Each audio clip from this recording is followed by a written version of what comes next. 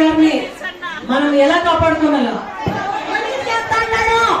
బాగా మంచిగా అన్ని అంతా నాదే అంటున్నాడు. వాటిని కాపాడుకొని గెలిపించుకోవాలి. మన చంద్రబాబు నాయుడు నేను అది ఇస్తాను ఇది ఇస్తాను అంటే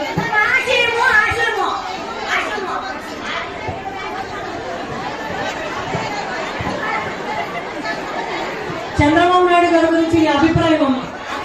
చంద్రబాబు నాయుడు కూడా లేకుండా జగన్ వస్తే అన్ని వచ్చింది, అవునా? ఆయన ఏమి ఒకరు మాట్లాడండి అమ్మా.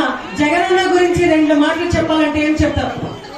మేము చంద్రబాబు నాయుడు వచ్చినప్పుడు తినేకి అన్నం కూడా లేకుండా ఒక బాత్రూమ్ ఏమన్నా కూడా ఇచ్చిండేవాడు కాదు, ఒక ఇల్లు ఇచ్చిండేవాడు కాదు.